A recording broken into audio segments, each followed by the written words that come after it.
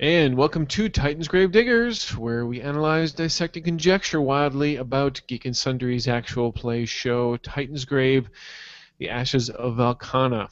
Of course, I'm Chris, here again with Eric and Shannon, and this is it. This is the last episode of this season, because we all know they're coming back for season 2, but this was the big season finale, the big showdown with the Prophet, and it was a episode going into it. I think there was a ton of expectation, and I found myself kind of sliding back and forth about whether or not I was very happy or not quite fulfilled, and I haven't fully decided yet how I truly feel about this episode, other than the fact that overall I think it was a success. It was very enjoyable, but as an overall story, that part I'm still kind of hung up on. So I don't know what about you guys? How do you feel about it overall? Overall, as a final episode, I think that you always leave them wanting more, and I think that's kind of the philosophy of this first season. That was there a resolution? They were sent to the tomb of the prophet, and they were supposed to go kill the prophet. Well, job done. Now now they have to face the repercussions of what they've done. Not everybody can handle being dupes, and that's exactly what happened to them. I do want to say, though, my favorite moment of the whole episode, now I know you guys have some favorite moments, my favorite episode, or my favorite part of the episode, was when they walked in the door and the prophet was an old lady on a divan. I was like, yes, because that's exactly what I wanted. So, but I think overall, as a tie-in of all the plots, the family stuff, I think it went well. I think it went really well, actually. There was a lot of there were moments where I was just kind of like, oh well, and then there was some other moments where I was like, yeah, this really works. Yeah, I'm kind of torn on how I felt about it as well. I don't know. I felt like a lot of stuff was unresolved. I didn't feel like there's a big resolution, but at the same time, like, I enjoyed every bit of it. Like, I was eating it up. But yeah, I just felt like it was unresolved. It's like I feel like there needs to be an episode next week, and it's not coming till whenever season 2 starts, and so you're gonna have to wait. I would imagine nearly a year. I mean, if it follows, they would probably start up again in June. But Eric, I think that you're right. They were ultimately, all of them were dupes in this, and they were, all 4 heroes were played to a certain extent. They did accomplish the task that was set before them, but it ended up being very much of a not necessarily the task they wanted to fully do. But I guess it does. It certainly, as as a story element, it really it was satisfying, and it was very much of that bittersweet thing. It was satisfying, but yet at the same time, it just kind of drove them crazy. And I would imagine any player is going to feel a little bit frustrated about the fact that oh, this was so great, but we got kind of burned in the end. So it was a tough line to walk, and I mean I think they handled it very well in that regard. Yeah, and the funny thing was, there was a point. I think it was before they walked into the dimensional portal into the funky city, where they were like, maybe we don't need to go at all.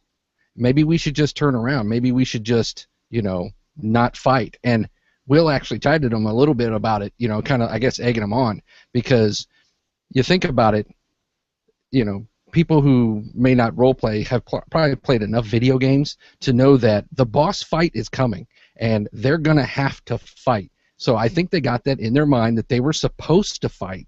And when they started to waver a little bit, we'll just kind of give them a little bit of a zing to make them think, oh, you guys are just being wimps. Get in there and fight, So I think that that was funny to me in retrospect to think about that, because I just assuming in his mind he's thinking, no, don't ruin everything and foil my plans. It's funny that that whole gateway thing, with the various arches and the statues and all of that. That was, first of all, just as a scenery aspect and as a setting for everything. I absolutely I loved it.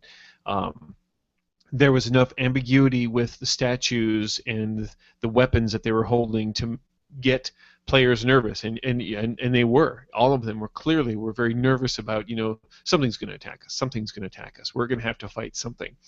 And and they hesitated and they discussed and they kind of did some second guessing of themselves before they got the clue of where they wanted to go. But I found myself still very much wanting to see where did those other tunnels lead to. And my first thoughts were, when they arrived at that ledge where the city was, I thought, this might be just some sort of, where they landed, that might have been some sort of nexus, some sort of gateway to a number of different places, and that this city wasn't necessarily where maybe they should have gone.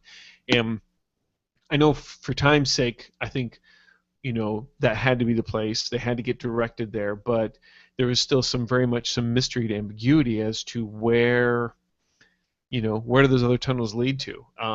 Which is a nice, good mystery element to have, in your RPG like that. So I mean, I appreciated that, but but I do agree with you. Once the door closed behind them, clearly this was where they needed to go. And there was one thing when it was getting ready to rain, and of course we know that part of this whole universe, or Titansgrave, is inspired by Thundar the Barbarian. I remember a specific episode of Thundar where it was raining, but it was acid rain, and the acid came down, it burned things, and you had to make sure that you stayed out of the acid rain. But of course, this one was just the more slippery kind. But I felt I picked up on that, slight homage, if that's what it was, to the to Thundar, which was kind of great to see. I definitely thought, going back to a point you made a little bit earlier, I thought it was very interesting how much they were second guessing themselves at this point. I don't know if that was happening the entire time because, as we've said many times, it's an edited show, and so they might have been doing that the entire time, but leaving it in this time and just seeing them second guessing themselves from the get-go. They start out second guessing themselves. They never stop second guessing themselves. And then over planning, like they were opening a door at one point, and there was like, I don't know, several minutes of talk about how to open this door. And all they're doing is opening a door, and that's ended up being all that they did was open the door. And they came up with like, 2 or 3 different ways of how are we going to open this door. Well, you're going to put your hand on it and pull it open. Yeah, that whole sequence, with everything with the door, and it was interesting to watch their expressions on their face as they were trying to figure this out, because Will was not helping them, and we'll talk a little bit about Will's demeanor during the episode here in a bit. But when they came up with the solution, to put the staff through the ring and then pull it, so they didn't have to physically touch the rings.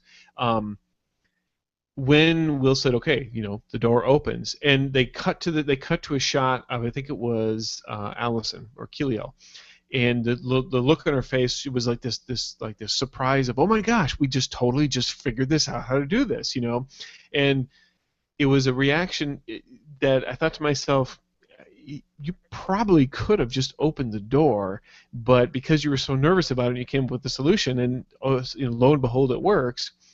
Here you now suddenly are realizing or thinking this was the only way to open this door, or this was the only way to open this door without taking damage.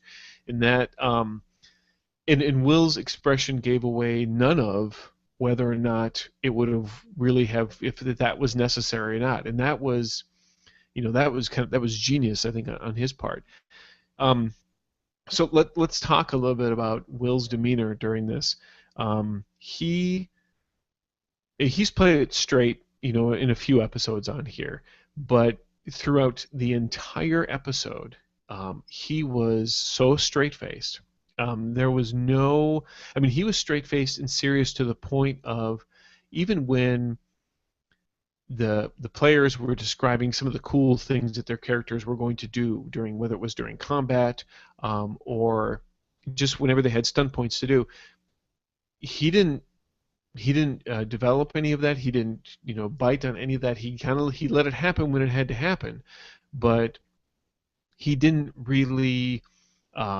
He just was so straight faced, and I think that was done, of course, intentionally to keep the mood and to keep the seriousness, and the intensity going. But it was definitely noticeable. I don't know. It was just really, it surprised me a little bit. It was definitely weird seeing Will go from, someone who's laughing and joking with them and egging them on whenever they, are trying to do this crazy thing, and they're just building on it and being like, yeah, you do that and this or whatever, to, this very serious, okay, sort of, game master.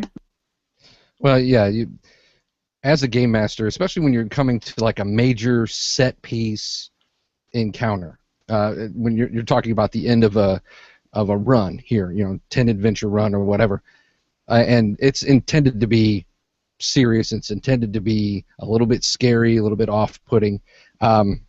Before I forget my point, the whole interdimension thing with all the fused people and all the weird stuff reminded me so much of Vampire the Masquerade's Mishi. It wasn't even funny. The flesh crafters. That's what that whole part reminded me of. And I'm like, man, this would have been awesome to use this in that. That would have been awesome. But anyway, talking about the way Will was, he knows that the players will feed off of whatever you're doing as a game master. He didn't want a bunch of yuck fart jokes. He wanted serious play right now, because this is the end. People will watch this whole thing, and if it degenerated into a bunch of sophomoric stuff, then people wouldn't have taken it as serious. And I think he wanted people to take it seriously. He wanted the players to take it seriously. And I think at that point, all the players figured that out. There was a few, quips or whatever, but and even Will said, when they talked about the almighty blowing, that whole part Phrasing. right there. Yeah, exactly. I mean, he joked, but then he went right back to his serious self. So he didn't want to suck the fun out of the whole thing. But he wanted to keep him on task. Yeah, and you're absolutely right. And he did, like you said, he did get what he was looking for at the end. When the final showdown did occur, everybody was, spot on seriousness. But of course, I think at that time too, they realized the importance of this, and not to mention the fact that the other elements that were kind of going on there. Let's talk a little bit about the initial combat just outside the temple, because I think that there certainly was, first of all, there was some, there was a significant creepy factor going on there, with all of the statues that they were fighting. And then there was just some strangeness that was occurring in regards to once Sloth started to, once the staff got touched by the shadowy creature. And at times it was a little bit hard to follow exactly what was really going on there. And just a quick side, for those of you who have joined us, hello, first of all.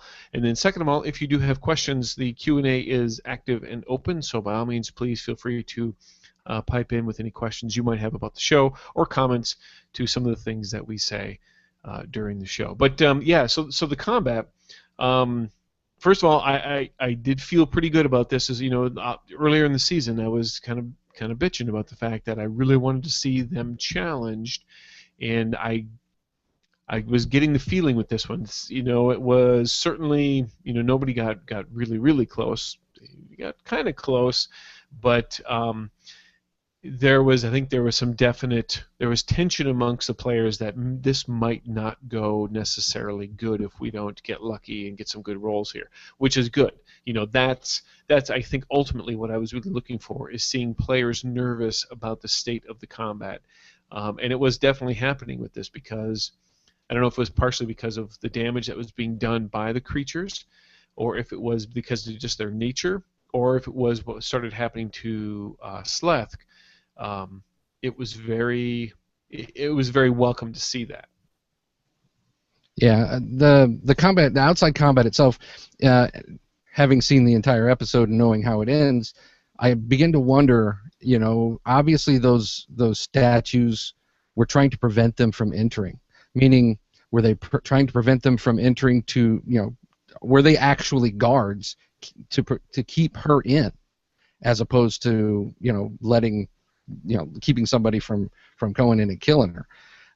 The fight itself, as it drug on, because it was a really long fight, because you had a couple of the statues. I loved the way Will described the statues coming to life, and how not all of them participated in the fight. Some of them tried to move prematurely and ended up falling and crumbling to dust. I really liked that, because I was like, a lot of times you just kind of, here's the monsters, go fight them. He was very descriptive in not just what was going on, but also like when they destroyed the monster, especially the crystalline monster at the end of that fight. He was very, very descriptive, and I enjoyed that, because I'm sitting here wondering, did he have all that planned out, or was that something? I mean, he's a creative guy.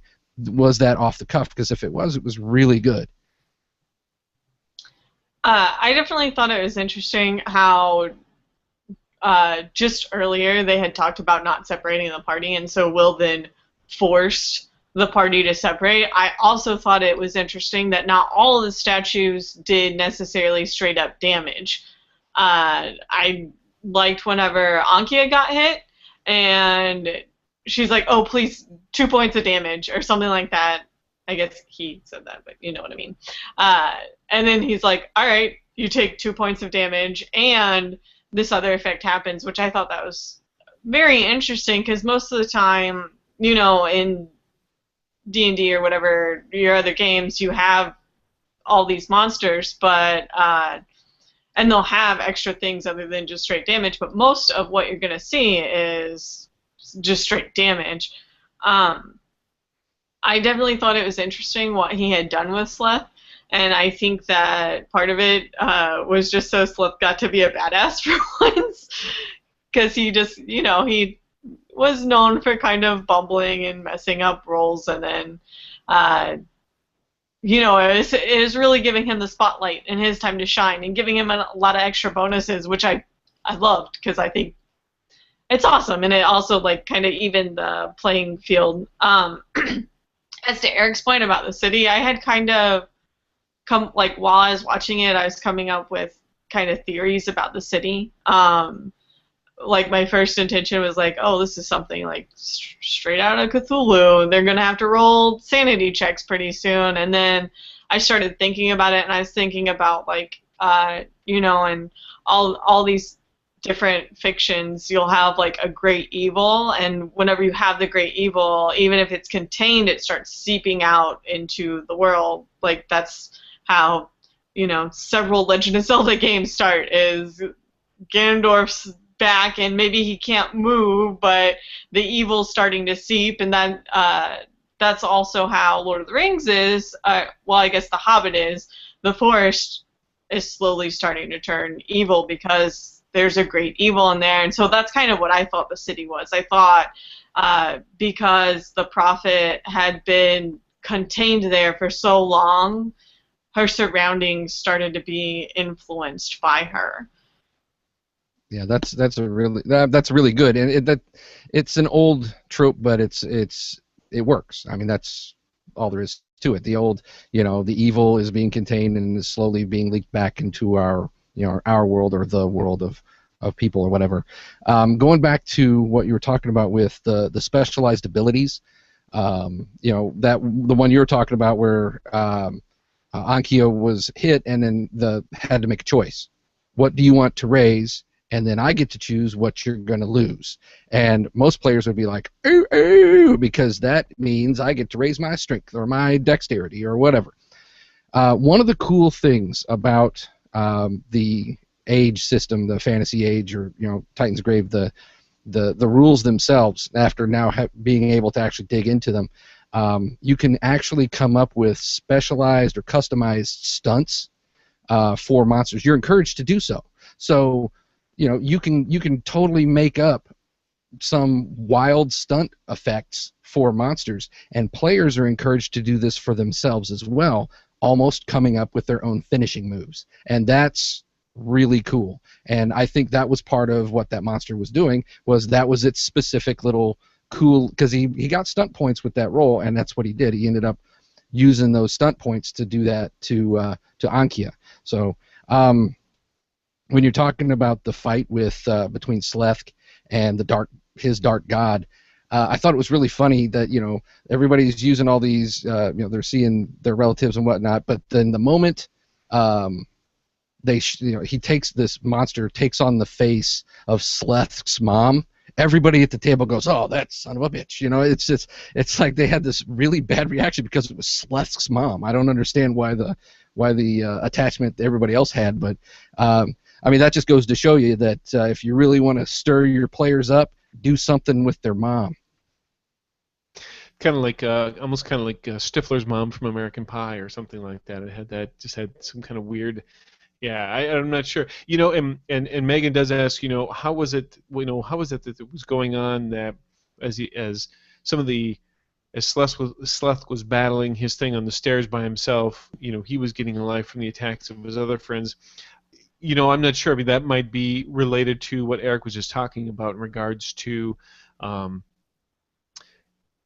those attacks as stuff is weakened around, if you're cut off like that, if your enemies are being weakened around you and there's nothing you can do about it, you might be gaining some life or benefits from there as well. Or it could have easily been some flavor stuff that Will had added in the rules, with what Eric was just mentioning. It was all very strange, but yet interesting at the same time, which it made it fun to listen to and then analyze from a game standpoint. How I saw it set up, there is only ever really one target, and that was the Black Shadow, and then later Sloth's God, who he was fighting in that other dimension or whatever.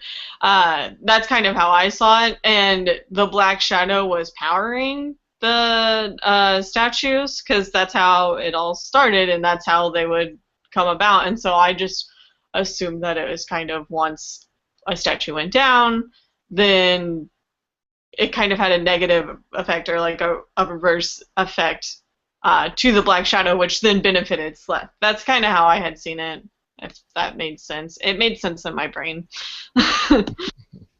Yeah. Moving on to the fight with the Prophet, though. The creepiest deer-faced prophet ever. First of all, but yeah, go ahead.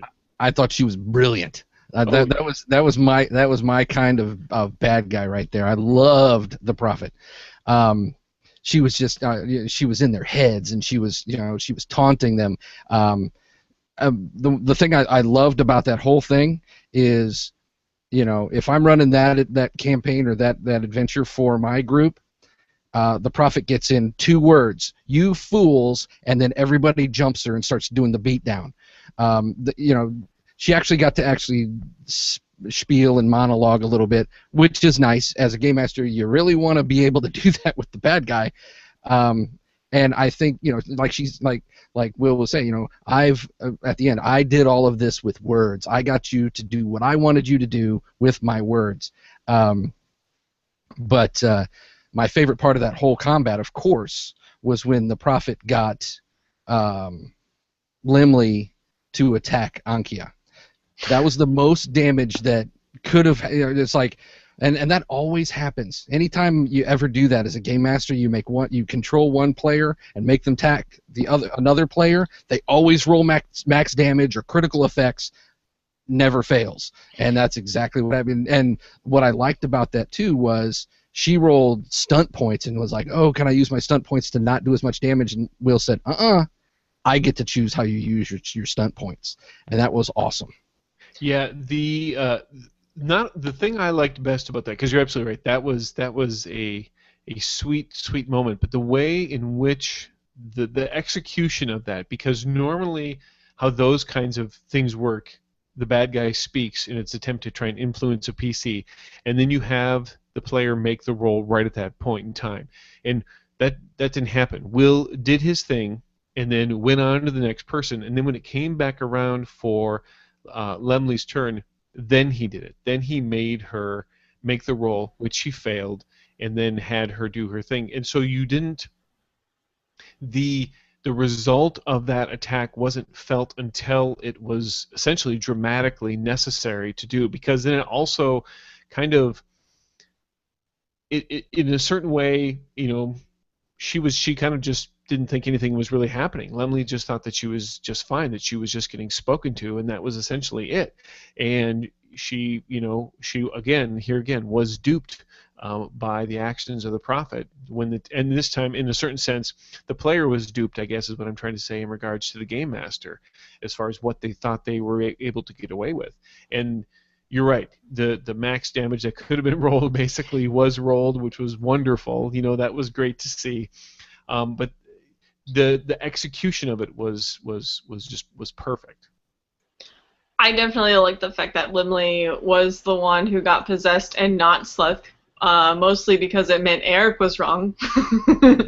My favorite part of that entire interaction was the roleplay moment, is whenever Hank shouted, "Shut up," which Chris has his little fish saying that today. But that was so great because throughout the entire series, Hank has always said, Ankia does this, Ankia says that. He never just spoke in character. And whenever Will is having the prophet speak as his father, and Hank just screams, "Shut up!" It was so awesome. Like, I was like, oh my god! I was like, it kind of like took me back for a second. It was really, you're absolutely right. That was a powerful role-play moment, it was interesting in this episode, because for most of the season, if you were to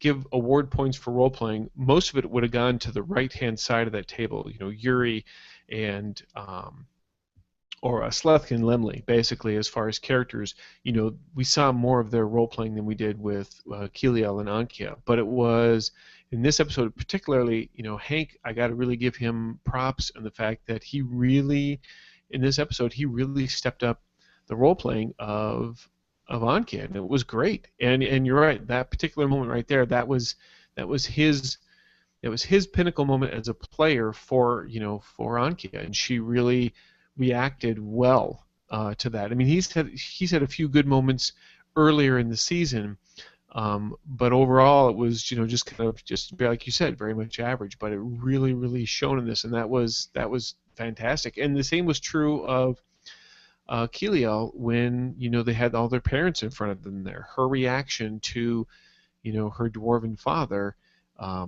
was great, was perfect. It was right in line, and it was just and it was a great way to kick off that particular action. I love that because that's not who I would think. Like, so Kiliel never knew her dwarven father, so why would the prophet summon him? And so I love that even added to her kind of distrust of this vision. And also she said, no one in my family would call me a potato because I don't like them. Whenever in the previous episode he had done it the entire time and she never said anything. So I like that she kind of kept that hidden because she didn't really have a choice in the other, like it was all choosing, it wasn't interaction, so she couldn't interact with her dwarven father and be like, don't call me potato, I hate potatoes, or anything like that. So whenever it came back and it's like, oh, those visions were kind of, is the prophet, I kind of liked how that had turned out, and that how she then distrusted it and kind of broke the spell or whatever. Yeah, with that, actually, one of the comments that was made on our YouTube page for last episode, at least she mentioned that maybe the prophet was using these visions to kind of figure out their what they were attached to and what they weren't. I think in a way that was used, and as a storytelling trick, I think that the previous episode 9, with all the visions and all that stuff, was just to kind of remind them that they had these parents, and that, you know, because if you just kind of go step in and, oh, these are your parents, who cares? You know, I have no real background with these with these NPCs. We're doing that whole episode with the Funky Visions, kind of rooted this episode in, this is what your family is all about. And when you're talking about Hank, you don't see that very often, where you have a player. Some players are really into their characters, and they'll act out everything that they do, and they speak in character. And then you have those that speak in third person that, you know, they're just not comfortable assuming that role. And to see Hank kind of make that transition, I like to talk a lot about defining moments. I think that was a defining moment for Hank, because he bought in. He finally bought in to play that character the way that, you know, he wanted to play, and the character gets to a point where a character starts to take on a life of their own. And I think that's the moment that Ankia kind of took on a life of her own in Hank's mind. I'm speaking for Hank, obviously I don't know, but, you know, it's one of those things where you just kind of see it happen, and it's one of those magical moments as a game master that you just love to see, because that means the players invested in your game, in your story. It's not only that, it's like, well, I guess it is that he was that invested, and he was able to let go enough. Like, throughout it all, he plays like a player, which sounds redundant and silly, but anyone who's sat down with a group of people knows that there are people who are playing the character and people who are trying to game the system, and they're just thinking, you know, they know the rules. It's more like your power gamers, like they know the rules and they know how to bend them to their will. And he went from playing the game as a player to playing the game as his character. He was invested enough to go to just shout. And it wasn't just he said shut up. He shouted shut up, and it almost looked like he was gonna like dive at Will, because he was like stretched out over his seat towards Will, which I think is definitely very interesting. Going on an earlier point, talking about the visions, I thought it was very interesting because throughout all this, it seems like they all had to kind of reaffirm their visions. Sloth actually came face to face with his god again and had to defeat his god and say, no, I will not bow again. Heliel kind of had to deal with this dwarven father who wasn't gone and was an obvious missing part of her life. Limley had to face her parents, and the fact that she did what she did to her parents. And Ankia had to choose Limley again because Limley attacked her, almost killed her, and Ankia had to still forgive her. Yeah, you're right. That's they had to go through that again, and they're still, you know, and we may talk about this perhaps next week. That there's still some unanswered things that are going on there, which is good. You know, when you talk about players playing the game or players playing as their characters, one of the I think, as far as like just players just overall getting into the game, I definitely got to give that one to Allison. You know, when you see as a player, she basically didn't sit still for the entire episode. She's crossing legs, arms up in the air, you know, taking off her jacket, her shirt, or whatever, and I think she was really having a breakdown. Like, yeah. Oh yeah, she was getting super stressed about stuff, and she was just very, very much invested in what's going on and getting really nervous about things, and very excited and very, very much into it all. And that's though it wasn't necessarily she was getting invested as Keliel, it was a different kind of investment, and a player in really wanting to see the success of everything, that, you know, to make sure that it turned out okay, you know.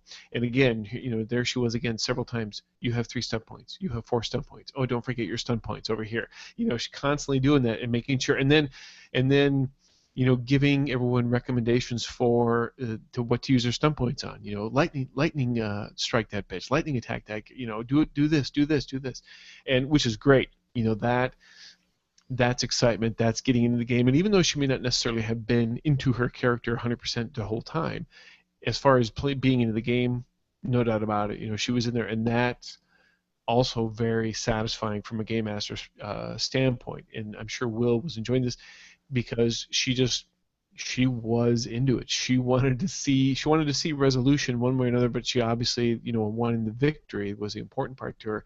And I love the moment in there, and it was very brief, when she said to Will, she goes, "Are you just making this up as you go along?" And I think it was during the statue combat, and his response was perfect because he didn't even acknowledge it really. I mean, he kind of looked at her, but then just kept going, and didn't make any mention as to whether or not it was, which that's good GM poker face, because you should never ever admit that that's what's going on. Yeah, yeah. When we have a question on here from Daniel, and it's weird because it was actually what I was just about to bring up. The skipping of Sloth's initiative order. And I don't know. I'm not going to assume that Will did it on purpose, but if you watch that episode, and I watched that part where his initiative got skipped, I watched that part 3 times. I watched it, the first time through, and I was like, I got to watch that again. And I was watching Hank's face because Hank had that killing blow. I honestly believe he had that killing blow, and because of the dramatic way that they wanted to end it, Will gave it to Sloth, and that's just my personal feeling. It may have been completely different, but as an observer, that's what it looked like. And just watching, and even after the fact, because Sloth's lightning bolt wasn't that potent, it was pretty minor, and Hank even said, yeah. Hank even said, that's one mighty little lightning bolt, which as a game master, sometimes you want to have that dramatic killing blow, and that's the second time this has happened, because he did it with Kinagitas when it came to his brother. So, and I think it was Hank that got robbed out of the killing blow for that one too. Well, for that also, Will gave the option. He said, "Do you want to save it for Sloth?" And I think that's the major difference. I didn't rewatch it. I was just like, "Oh yeah, that happens." And I also know that there have been several times in the, we've sat down a game and we're fighting the boss, or we're just fighting random bad guys, and someone has this like devastating hit, and the next person gets a killing blow because he only had 1 hit point left. So, whoever's running the game will be like, all right, what'd you get? I hit his AC, I hit him, and then the game master will be like, okay, he's dead. But I didn't get to roll damage. Well, it doesn't matter. He had 1 hit point. He's dead. Yeah, that was, I think, where I got my first inkling of being somewhat anticlimactic. All of a sudden it's a 6-point lightning bolt, and now she's dying, and then I thought, gosh, it just didn't quite seem to play out right in my head. But then, then with what happened, of course, afterwards, that kind of all made sense, as as it was kind of going on, and I kind of knew in the back of my mind, you had that doubt in your head, like, they're probably not really going to be able to kill the Prophet, especially when, as soon as we found out there was going to be a season 2, I thought to myself, is this going to be one of those things where, like, the Prophet strikes back, basically, is going to be season 2, that kind of thing.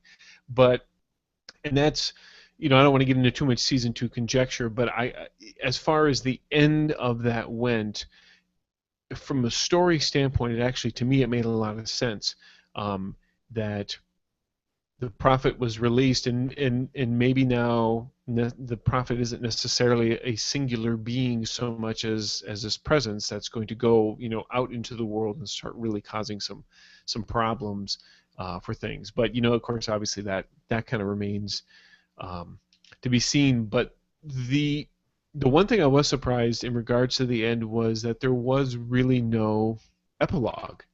The Prophet was killed. They had accomplished their task. They realized they'd been duped, and then that was it. there wasn't, there wasn't a Princess Leia medal ceremony. There wasn't anything to kind of, wrap up that season. It was in a lot of ways, it was very much like your television season cliffhanger type episode, because they're still stuck in the tomb of the prophet. And if they're going to pick this up in season 2 from where they left off, they got to get out. And so that's might be an adventure in itself, and they might not necessarily, maybe that's what the other tunnels are for. It's tough to say, but it was a very odd ending, in the same time that it was satisfying, I guess you could say. Yeah, that's a good point. Talking about, what are they going to do next? It's like, fighting your way out of hell at this point, and is it just going to be more of the same thing? And I don't know. I don't think that that's necessarily where it needs to be. I think that they need to move on from that point. But yeah, talking about how it just kind of ended on a whimper. It was like, you guys suck, and you did exactly what I wanted you to do. You set me free. Your ancestors were way smarter because they just weakened me and stuck me in here. But then Hank was isn't there even any treasure? They went through all of this. There's not even any treasure at the end. So I think in that sense, it was a little unsatisfying for them. But I think the excitement, the story, and everything was payment enough. I was kind of on the same page as Chris was. I was kind of keeping track of the time because I had some other things I had to do, and so I went and I checked the time while they were fighting the prophet, and I was like, how's there only I think it was 2 minutes left. I'm like, how's there only 2 minutes left? There's so much that needs to happen, and they're not gonna get that done in 2 minutes. What's happening here? And so it definitely, I think that's part of my issue with not feeling like it was resolved, is because I very much like that Harry Potter moment where at the end of the book they're getting back on the train to go home. They have the feast and the wind down, and they have important conversations about what just happened, and they get on the train to go home. And it's that's kind of what I wanted to see with this, and it just didn't happen. It just ended. They had just released Voldemort, and now shit's really hitting the fan. Well, yeah. I mean, I don't know. You leave it the way it is, the way that they did it, and like you said, Chris, it's kind of like the TV cliffhanger or whatever. It's going to keep schmucks like us talking about what are they going to do for the whole off season now. Rather than tie it up with a little bow at the end and have it a self-contained story, make it so people will be looking at the beginning of next season going, what are they going to do? How are they going to get out of there? So it's a smart move on their part to do it that way. It is, actually. I mean, ultimately, it is a smart move, and it goes right back to one of your first points, Eric, that you made is you leave them wanting more, and clearly. We want to know more, and I guess that's kind of the beauty of how it all goes. So, unless you guys have anything else, I think we're going to wrap it up for this particular episode. Of course, notice that I'm not saying that's going to wrap it up particularly for our season. We actually plan to be back next week. Maybe we'll talk a little bit about some season 2 conjecture. We may have a special guest joining us next week. So. I don't want to drop too many clues on exactly who that might be, but we'll have a special guest. So please feel free to tune in then. And thank you for all of you, by the way, for joining us for this, of course, this first season of Titansgrave Diggers. And of course, just the quick plugs here. Eric and Shannon can always be found on the Gamers Table podcast, gamerstable.com. You can occasionally find me on the Fear the Boot podcast, and you can also find me at tabletaleseries.com. And of course, I think, and this is actually probably the most important in regards to this show, you can find Titansgrave Diggers on Twitter at TGDiggers, and of course just take a look for us on Google Plus as well. So again, thank you for joining us this season. We will see you next week for sure, and until that time, I guess we'll see you folks in the Ashes.